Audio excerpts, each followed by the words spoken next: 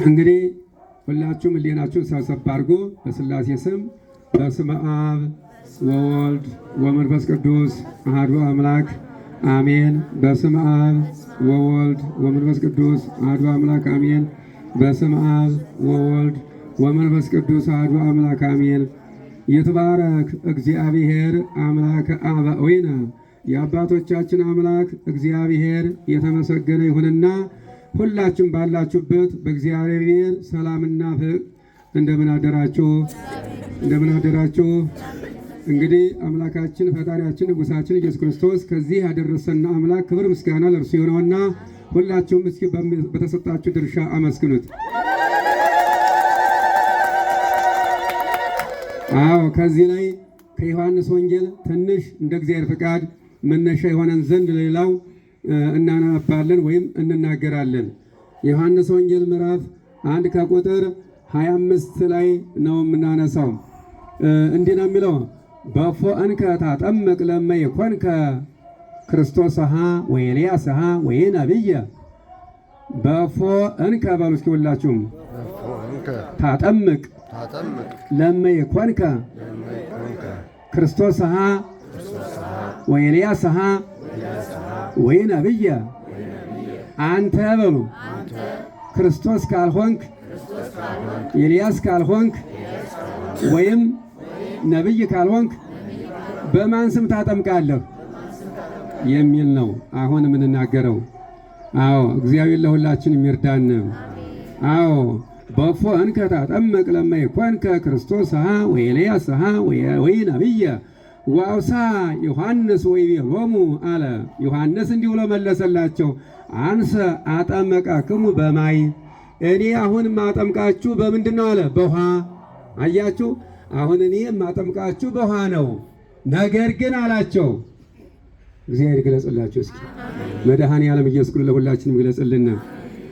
አዎ በውሃ አጠምቃችኋለሁ አላቸው። ወማእከሌክሙ ሀሎ ይቀውም ዘይታምርዎ አንትሙ።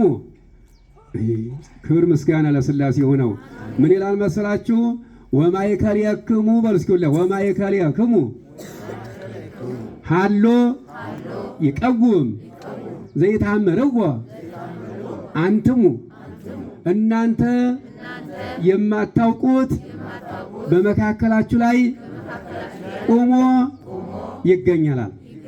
እናንተ የማታውቁት ሌላ አለ የሚያጠምቃችሁ አለ ኢየሱስ ክርስቶስ ነው እኮ። ዮሐንስ እኔ ግን አሁን በውሃ ነው የማጠምቃችሁ፣ እናንተ የማታውቁት ግን በመካከላችሁ ይገኛል አላሁን አላቸው ስለ ክርስቶስ። አዎ እግዚአብሔር የተመሰገነ ይሁን። ዘይመጽእ እምድሬ በኋላ የሚመጣ ነው ያለው። ውእቱ ሀሎ እምቅድሜየ ዘይደለወኒ እፍታ ቶታይን አሳይኒሁ እምገሪሁ። የእግሩን ጫማ መፍታት የማይቻለኛል አለ። የእግሩን ጫማ መፍታት የማይቻለኝ ብሎ ቅዱስ ዮሐንስ የመጀመሪያ የክርስቶስን መምጣት የተናገረ እሱ ነው ማለት ነው። ክብር ምስጋና ለሥላሴ የሆነው። አዎ አዎ አይቻለኝም አለ ቅዱስ ዮሐንስ። እኔ አይቻለኝም አለ። እውነቱን ነው፣ አይቻልም። ኢየሱስ ክርስቶስን ማየት መዳሰስ ስለማይቻል ነው፣ እሳታዊ ነው። አዎ ክርስቶስ መለኮታዊ ምስጢርን መዳሰስን እንደማይቻል ሲናገር እኔ አይቻለኝም አለ ቅዱስ ዮሐንስ። ለሁላችንም እግዚአብሔር እንግዲህ እንደ ስጦታችን ይሰጠናል። አዎ የቅዱስ ዮሐንስ አምላክ ይርዳንም። አሁንም ጌታችን ኢየሱስ ክርስቶስ ከመምጣቱ በፊት ሁሉ ሥርዓት አሳይቷል። መንገዱን እንዲጠርግ፣ ሥርዓትን እንዲናገር፣ የአይሁዶችን ምንነት እንዲመሰክር ወባጣው እስመ ነሥኡ ወእመኑ እስመ ቀርበት ይእቲ መንግሥተ ሰማያት፣ መንግሥተ ሰማያት ቀርባለችና ንስሐ ግቡ በማለት ቅዱስ ዮሐንስ ይናገር ነበረ። አዎ መንግሥተ ሰማያት ቀርባለችና ንስሐ ግቡ እያለ ይናገር ነበረ። እግዚአብሔር አምላክ ለሁላችንም ይግለጽልን። አዎ ከዚህ በኋላ ነው ጌታ ኢየሱስ ክርስቶስ የመጣው። የማቴዎስ ወንጌል ላይ ስትመለከቱ መጻ እግዚእ ኢየሱስ ክርስቶስ እምገሊላ ሀበ ዮሐንስ ሀበ ዮርዳኖስ ከመ ይጠመቅ በእደ ዮሐንስ። አንድም ከገሊላ ወደ ዮርዳኖስ መጣ ከመ ይጠመቅ ዮሐንስ በፈለገ ዮርዳኖስ። በዮርዳኖስ ወንዝ ይጠመቅ ዘንድ ጌታ ኢየሱስ ክርስቶስ ወደ ዮሐንስ ሄደ። ወደ ዮሐንስ መጣ። ዋበዮ ዮሐንስም እምቢ አላጠምቅም፣ እንዴት ይቻለኛል? አዎ እንዘ አነ ገብረ ወአንተኑ አብ፣ ወይም አንተ መምህር ስትሆን እንዴት እኔ ወደ አንተ እመጣለሁ ብሎ ተናገረ። ከዚያ በኋላ የማይቀር ነውና ቅዱስ እግዚአብሔር ተጠመቀ ነው። ክብር ምስጋና ለሥላሴ ነው። እንግዲህ ይህንን መጀመሪያ ዮሐንስ በውኃ ያጠመቀው፣ የጌታችን ደግሞ ለየት ያለ ነው። የተለየው ጌታ ሲጠመቅ በምን ስም? ጌታ ዮሐንስ ያጠምቅ በማን ስም ነው? በክርስቶስ ስም ነው። ዮሐንስ እሳ በማን ስም ያጥምቅ? ጌታን በምን ስም ያጥምቀው? የሁሉ ጌታ ነው። ዘያትት ኃጢአተ ዓለም፣ የዓለምን ኃጢአት ይቅር የሚል የዓለምን ኃጢአት ይቅር በሚለው ስም ነው ያጠመቀው። የዓለምን ሁሉ ኃጢአት ይቅር በሚል ሐሳብ ወይም ንግግር አድርጎን ያጠመቀው ኢየሱስ ክርስቶስን። ግን ዮሐንስ አይቻለኝም፣ እኔ ወደ አንተ መምጣት ያስፈልገኛል እንጂ አንተ እንዴት ወደ እኔ ትመጣለህ? በማለት ይህን ተናግሯል። ነገር ግን የእግዚአብሔር ፍቃድ ነውና፣ አዎ ዓለምን ለማዳን የመጣው ኢየሱስ ክርስቶስ አዎ ሕፃን ሆኖ በመጀመሪያ በቤተልሔም በሕፃንነቱ፣ በ2 ዓመቱ በመሰደድ፣ በ30 ዓመቱ በመጠመቅ፣ ከዚያ በኋላ በመሰቀል የሱ ሥራ እጹብ ድንቅ ነው። የሥላሴ ሥራ እግዚአብሔር ለሁላችንም ይግለጽልን። እኔ ላስተምራችሁ አይደለም፣ ለኢትዮጵያ ሕዝብ ብዙ ማስተማርን ያልችልን ብያችኋለሁ። የተማርንን ስለምንል ሁሉም አዋቂ ነው ብሎ ስለተነሳ ተናጋሪው በዝቷል። ወደ ሰማይት የሚዘጋጅ ግን ስለሌለ ሁሎቻችን እያንዳንዳችን በተሰጠን ድርሻ ይቺ ጥቃቅን የሆነችውን ጊዜያዊ ጨዋታ፣ ጊዜያዊ ልልታ ካልሆነ በስተቀር ክርስቶስ ያደርገውን ለማድረግ ዝግጁ አይደለንም። አሁንም ይሄ ጥምቀት ማለት ምን ማለት ነው? በዓለም ውስጥ በኢትዮጵያ ምድር ብቻ ሳይሆን ክርስቲያን በሆነ ሁሉ ጥምቀት ዋዜማ አንስቶ እስከ ነገ ድረስ ያከብራል። ይሄ ክብርሳ በእልልታ በምስጋና በመሰባሰብ አንድ በመሆን ምስጋናን እናስተላልፋለን ማለት ነው። ምን አይነት ደስታ ተሰምቶን ነው? ደስታ አለን። ክብር ምስጋና። ምን አይነት ደስታ! የዕዳ መጽሐፋችን የተወገደበት የመጀመሪያው ዛሬ ነው። ወነሰተ ምክሮ ለጸላይ የኤፍሬም ቅዱስ ኤፍሬም የተናገረው የጥላት ምክርንም አጠፋ ይላል። ወሰጠጠ መጽሐፈ ዕዳሆሙ ለአዳም ወለሔዋን፣ የአዳምና የሔዋንን መጽሐፍ ዕዳ የተደመሰሰው ጥር 11 ቀን ነውና አመስግኑት እግዚአብሔርን። አዎ የመጀመሪያው 2 ደብዳቤ ነበረው አዳም። 2 ደብዳቤ ማለት 2 ፊርማ።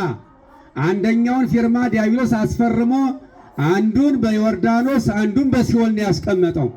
በሲኦል ማንም እንዳያገኘው፣ በባህሩ ጥልቅ ነውና ማንም እንዳያወጣው ሲል በሁለቱም አስቀምጧል። ባሕረ መለኮቱ የማይመረመር አምላክ፣ ውቅያኖስ በእጁ የማይሞላው አምላክ ግን በዚያ በወንዙ እንዲሄድ ተገዷል።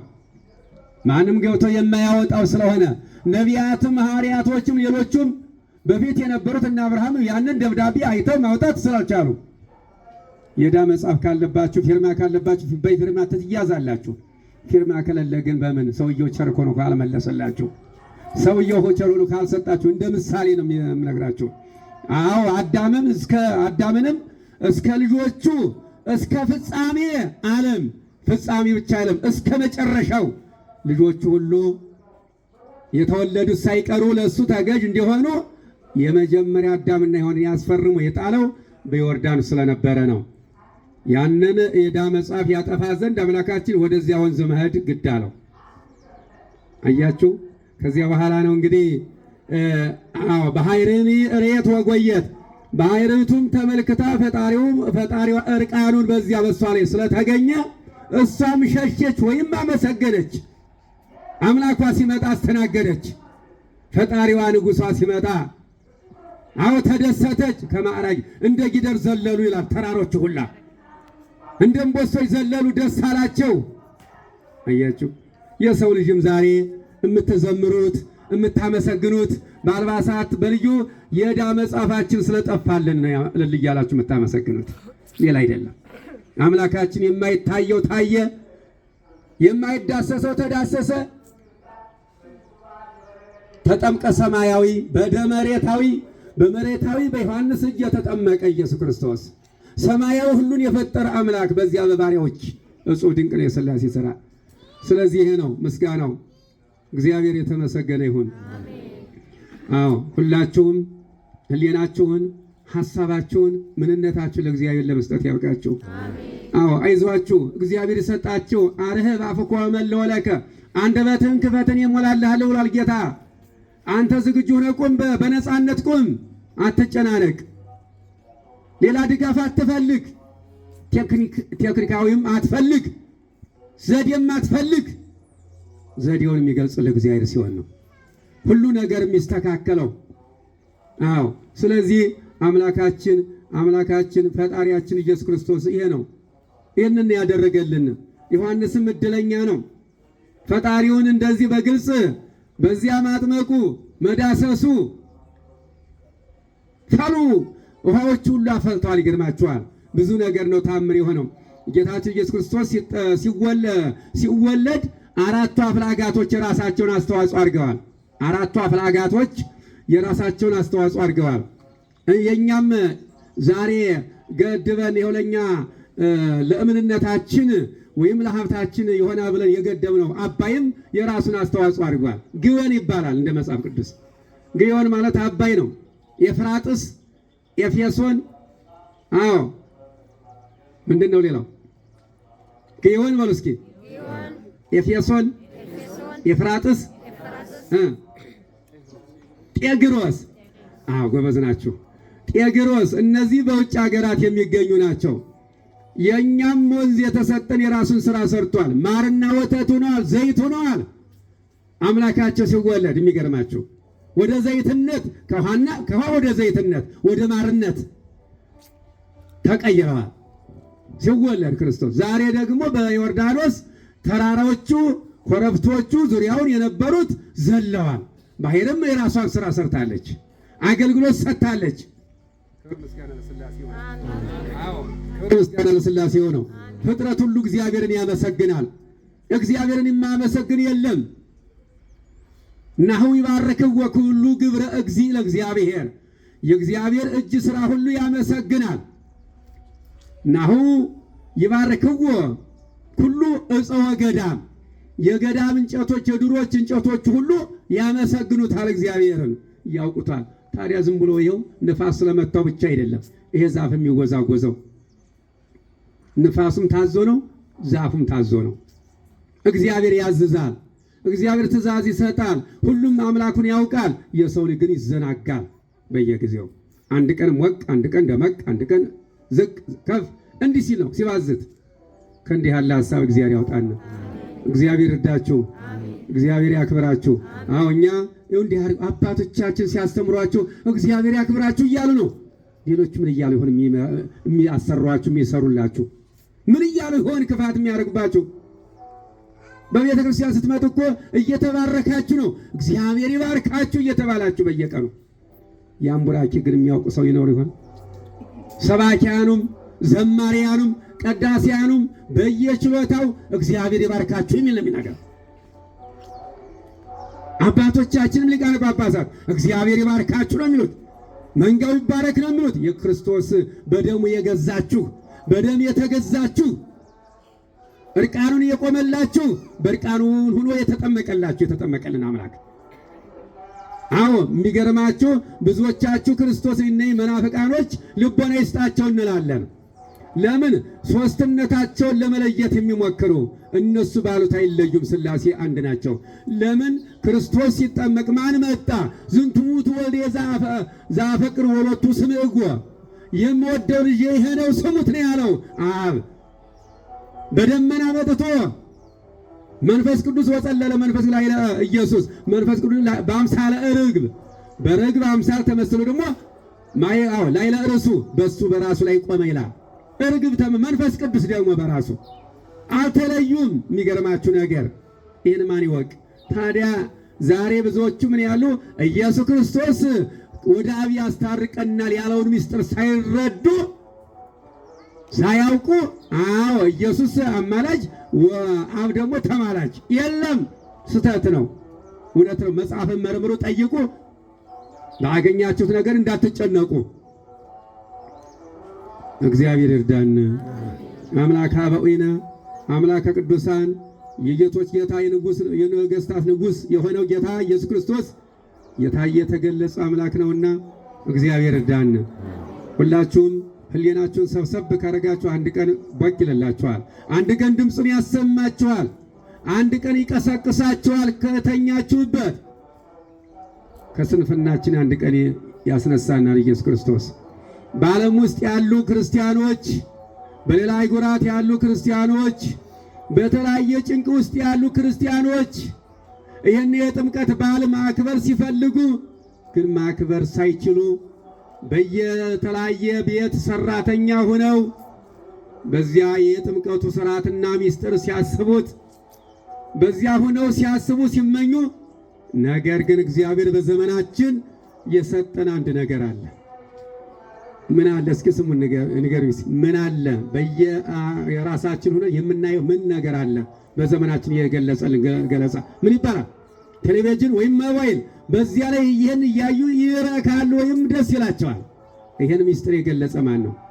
ይህን ስጦታ የሰጠ ማን ነው? አምላካችን ነው። በየቤታቸው ሆኖ ሥርዓተ ጥምቀቱን ሥርዓተ ምስጋናውን ሁሉ የማየት ዕድል ሰጥቶናል። ክብር ለሥላሴ ሆነው እስኪ አመስግኑ። ይህም ሊጠላ አይገባም። ይህም የእግዚአብሔር ጥበብ ነው። እሱ ገልጾ እንጂ ማንም ሊፈላስፍ አይችልም። ይህንን በየቤታቸው በዚህ